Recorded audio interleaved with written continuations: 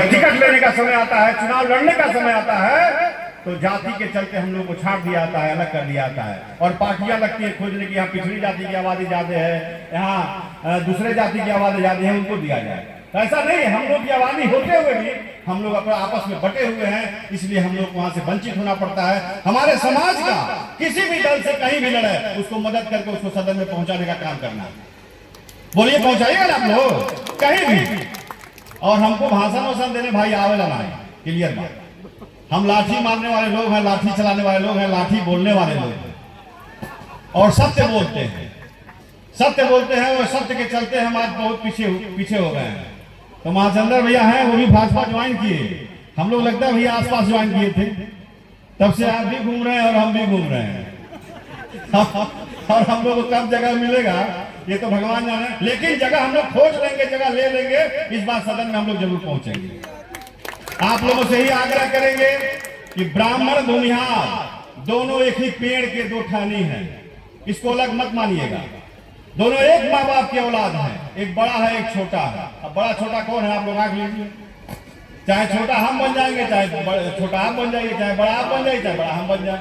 इसलिए दोनों को बांट के नहीं चलना है, और सब जाति को, सब धर्म के लोगों को, सब मजहब के लोगों को लेकर चलने का काम किया है ब्राह्मण और भूमिहार ने। इतिहास उठाकर देखिए, आदि अनादि से देखिए, जितने भी आर्यभट्ट से लेकर के और पुराना चला जाइएगा, वामन देव से लेकर के चले आइएगा, तो ब्राह्मणों ने हमेशा, ब्राह्मण भूमिहार ने अपने शरीर का आहुति दिया है। यहाँ तक कि जब भगवान को भी आवश्यकता हुई, भगवान को भी आवश्यकता हुई, तो दधीची ने अपने शरीर का बलिदान दे करके, अपने शरीर को जो 3.5 हाथ का उनका हड्डी बचा, उससे भी 3.5 शस्त्र बचा, जिसका आधा गांडीव था। और गांडीव की टंकार से धरती कांप जाती थी, वो आधा था, समझे ना। शिव का शस्त्र बना, ब्रह्मा का शस्त्र बना, विष्णु का शस्त्र बना, सब अपने ही पूर्वज के हड्डियों से बना हुआ। इसलिए अपने आप को आप पहचानिए। और ब्राह्मण भूमिहार की जहां तक बात आती है, हम लोग कभी राजा थोड़ी ना बने, राजा बनाने का काम किया। चाणक्य कौन थे? एक शूद्र पुत्र को उठाकर राजगद्दी दे दिया, चंद्रगुप्त मौर्य को। कौन था वो? लोग कहते हैं आज जो पद पे पहुंच जाता है बड़ा लोग, वो लोग दूसरी बात समझाने लगता है और ब्राह्मण भूमिहार गाली का पात्र बनता है। क्यों? एक अम्बेडकर ब्राह्मण अगर ना होते तो बाबा साहब भीमराव को भी कोई नहीं जानता। बाबा साहब भीमराव को तभी जाना जब एक ब्राह्मण परिवार का आदमी उनको शिक्षा दीक्षा दिया, जिनका नाम अम्बेडकर था, और सरनेम अपना दिया। तो बात बताना पड़ेगा। हम लोग किसी के विरोधी नहीं है, हम लोग सबको गले लगाकर चलने वाले लोग हैं। हम लोगों ने सबको सम्मान दिया है, सबको मान दिया है, तो फिर हम लोग से दूरी क्यों? ये दूरी बनाने वाले लोगों को दूर कर दीजिए और सबको आप लोग लेकर चलिए, कारण अपने आप बन जाएगा और पद और प्रतिष्ठा आपको मिलती जाएगा।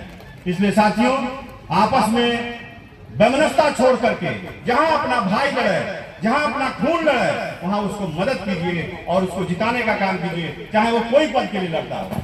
अब एक ही जगह से 5 गो कैंडिडेट हो जाए तो कहां से कोई जीती? अब अन्नू शुक्ला यहाँ से चुनाव लड़ जाकर राजगढ़ से लड़ती हैं और 5 गो भूमिहार खड़ा हो जाए, तो वोटवा केकर काटेगा? अपने ने काटेगा जी।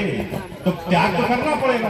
अगर सब सोचेगा कि हम चल जाए सदन में, तो जा सकता है।